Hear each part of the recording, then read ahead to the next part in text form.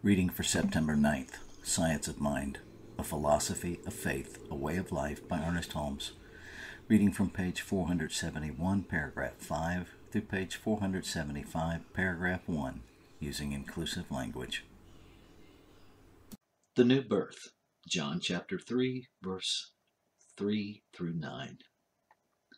Quote, "Except a man be born again, he cannot see the kingdom of God." End quote. Jesus is referring to the heavenly birth, which means being born into the knowledge of truth.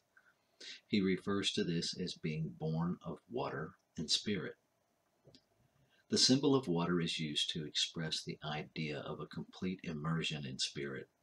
As water flows in and around, so we are immersed in an everlasting spirit which flows around, in, and through us. To be immersed in water symbolizes our recognition that we are surrounded by pure spirit. It is the outward sign of an inner conviction. But water alone cannot make us completely clean or whole.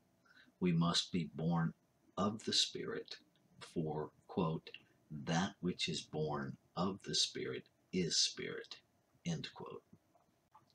The human partakes of the divine nature, and the divine nature is human. The recognition of this is being born of the Spirit. But we cannot be born of the Spirit unless we do the will of the Spirit, and the will of the Spirit is goodness, peace, mercy, justice, and truth. It is conscious union with Creator. The new birth comes not by observation, nor by loud proclamation, but through an inner sense of reality. We cannot tell where this comes from if we look to outward things, as it proceeds from the innermost parts of our own being. Heaven, John chapter 3, verse 13. Quote, "And no man hath ascended to heaven, but he that came down from heaven, even the Son of Man which is in heaven." End quote. Here is another of those hidden meanings which places Jesus among the great mystics. He says that no human can go to heaven unless they came from heaven, and that they can neither go to nor come from heaven unless they are already there. This is in line with the idea that the truth knows neither yesterday, today, nor tomorrow. It knows sequence, but not time. Only that can return to heaven which was born in heaven. And since heaven is not a place, but a state of consciousness, the return must be a recognition that heaven is already within. The offspring of humans, who are also the offspring of Creator, are already in heaven and know it not. The offspring of humans, John chapter 3, verse 14.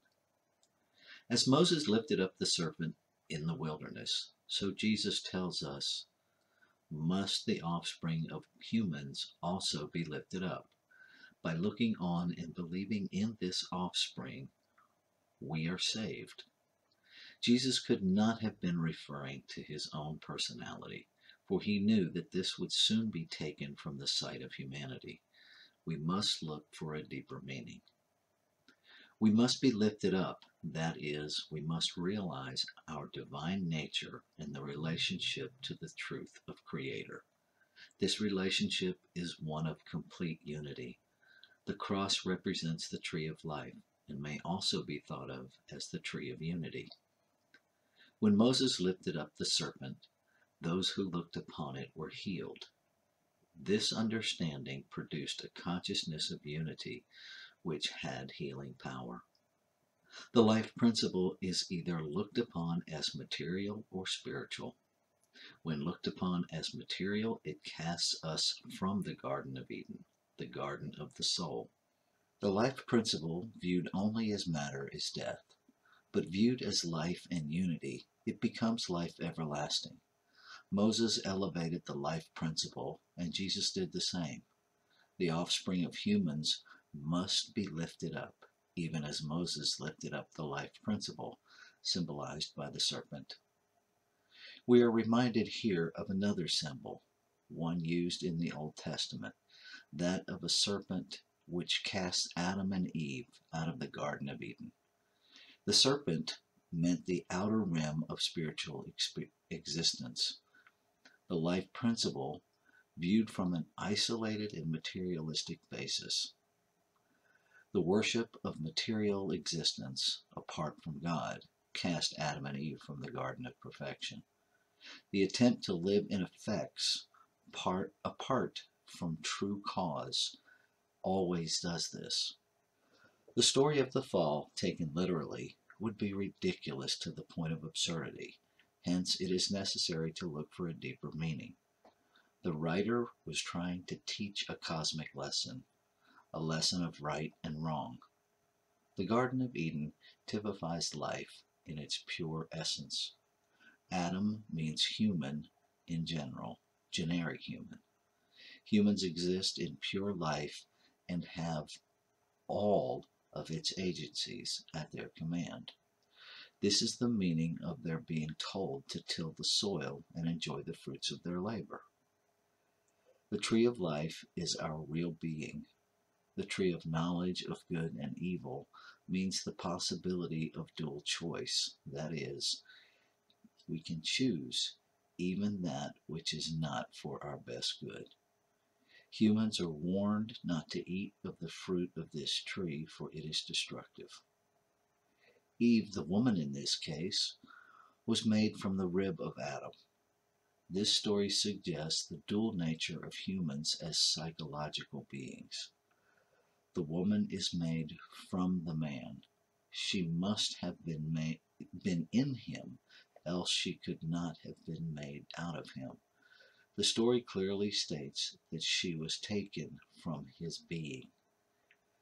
Adam and Eve are potential in all of us. The serpent represents the life principle, viewed from a material basis, which beguiles us in this way. The serpent says that evil is as real as good, that the devil has equal power with God. That negation equals positive goodness, and that the universe is dual in its nature. From the acceptance of this argument, we experience both good and evil.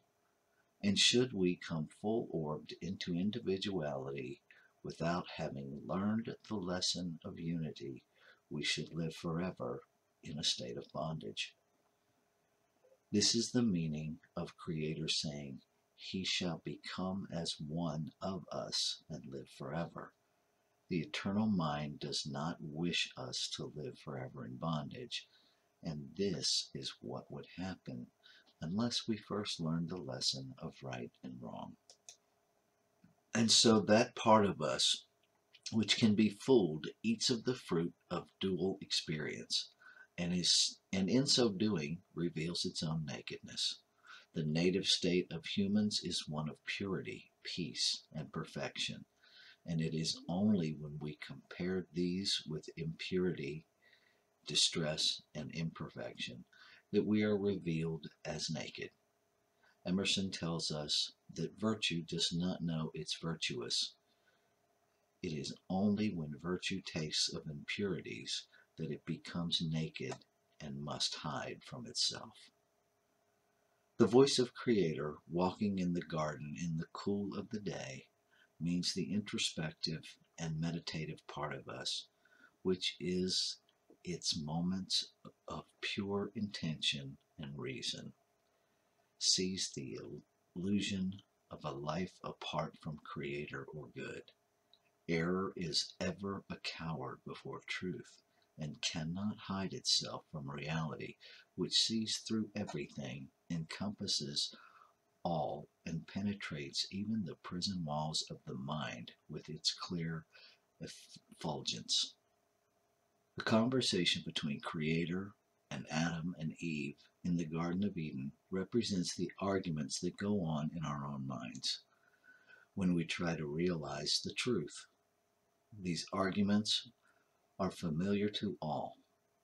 The expulsion from the garden is a necessary and logical outcome of tasting of dual experience.